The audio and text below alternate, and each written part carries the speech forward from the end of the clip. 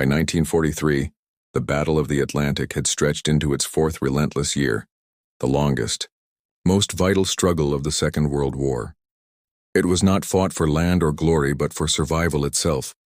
Across those cold, merciless waters ran the lifeline that kept Britain alive. Every loaf of bread on a London table, every shell fired in Tunisia, every tank that rolled off a landing craft, all depended on the merchant ships that dared to cross the Atlantic under the constant threat of German U-boats.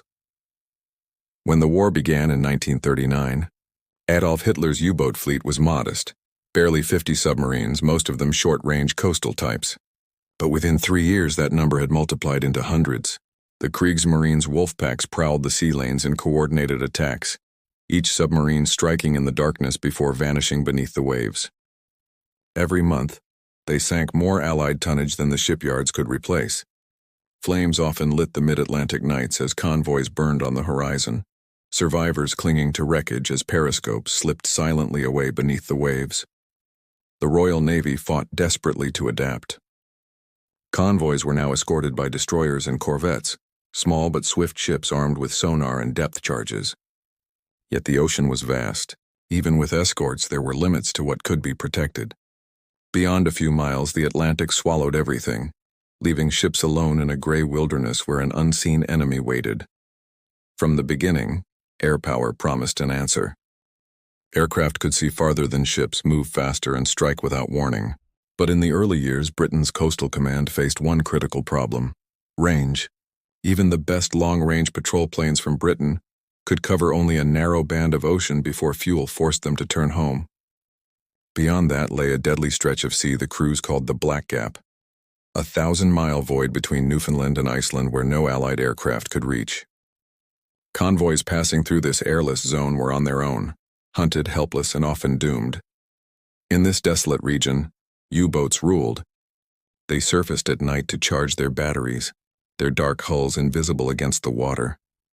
The diesel hums were low, rhythmic, a sound that haunted every sailor who survived a torpedo strike. Some convoys lost a third of their ships in a single night. Each sinking meant lives gone, food lost, and time slipping away in a war that could not be won without supplies. To the German submarine captains, this period became known as Die glückliche Zeit, the happy time. For the Allies, it was a nightmare. Britain's fuel and food stocks dwindled. The factories that armed the free world slowed as resources dried up. The entire Allied war effort, from the deserts of North Africa to the snows of the Soviet front, depended on a single fragile artery of steel and salt water. In London, Winston Churchill received daily tonnage reports that charted how much shipping had been lost. Each red line that rose meant another convoy sunk. In his memoirs, he later admitted, "The only thing that ever really frightened me during the war was the U-boat peril." He knew that if the Atlantic lifeline was cut, Britain would starve, and the invasion of Europe would die before it began. But in 1943, change was stirring beneath the despair. Across Britain and North America, a vast technological and industrial response was unfolding. Scientists and engineers were reimagining the sea war from the sky. Radar, once confined to ground towers, was now small enough to fit into aircraft. High-frequency direction finding, known as HFDUF, could intercept and triangulate U-boat radio signals as they coordinated attacks. And from a small group of inventors came the Lee Light, a 22 million candela searchlight mounted beneath aircraft capable of turning night into day in a single flash. But none of these advances mattered without the right aircraft to carry them, and the crews, willing to fly into the storm. Across the windswept bases of Coastal Command and from Cornwall to Iceland, air crews trained, waited, and flew into the gray. They were men of every background, pilots who had once flown civilian routes, engineers fresh from the factories, and navigators still learning the art of reading instruments through fog and ice. Their world was a sea of monotony and danger, endless hours of flying over waves that all looked the same, always with the chance that a single mechanical failure or enemy attack would send them spiraling into the freezing Atlantic. Their tools were primitive by later standards. The radar sets were bulky and temperamental, the aircraft unpressurized and unheated. The cold crept in through every seam, freezing their breath onto the glass, yet these crews became the eyes of the Allied war at sea.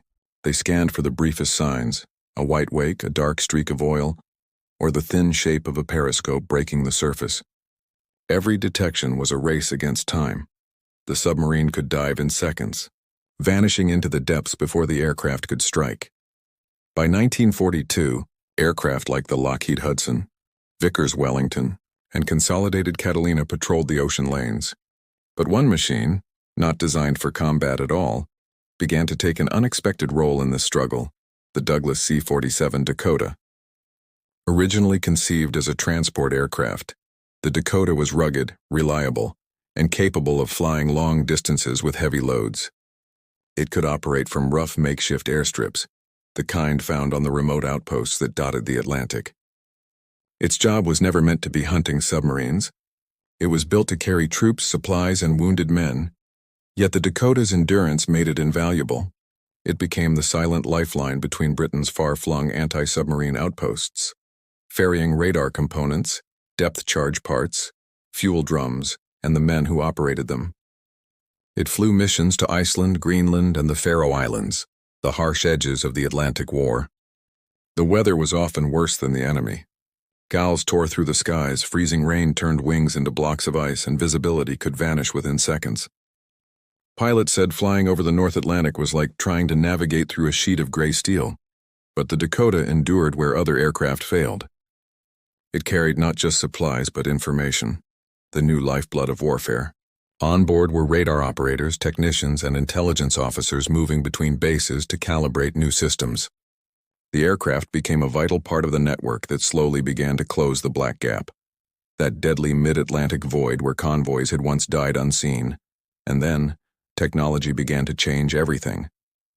The Americans introduced the B-24 Liberator, a bomber with exceptional range that could finally patrol the farthest reaches of the ocean. These aircraft, equipped with improved radar and lee lights, extended the reach of coastal command deep into the U-boats' hunting grounds. The Germans, once secure in the mid-Atlantic, suddenly found nowhere safe to surface. Meanwhile, the Dakota continued its unseen work behind the lines. It brought spare parts to remote airfields, ferried crews to their new posts, and retrieved the injured or frostbitten from outposts barely reachable by ship. At times, Dakotas themselves carried radar pods and observation gear, acting as relay stations or reconnaissance craft when patrol bombers were unavailable. They were, as one airman later called them, the arteries of the Atlantic War. In early 1943, the tide began to shift. Improved radar, longer-ranged aircraft, and coordinated intelligence from Bletchley Park's decrypted Enigma intercepts started to give the Allies the edge. Convoys that once suffered catastrophic losses now reached their destinations intact. U-boats began to sink faster than they could be built. The hunters of the deep were now being hunted from above. Still, it was not victory yet. Every crossing was a gamble. Every flight over the Atlantic was a test of will. For the men aboard those Dakotas and Liberators, survival depended not just on technology, but on endurance, the ability to keep going when everything froze, when the engines coughed, when the sky itself seemed to turn against them. And through that struggle, the Dakota proved something remarkable, that even a workhorse could become a weapon. It was not built for glory but for persistence, and in that persistence, it helped turn the tide of one of the most decisive battles of the Second World War. As 1943 deepened, a new chapter began, one not only of machines but of men who adapted, innovated, and fought to reclaim the sea.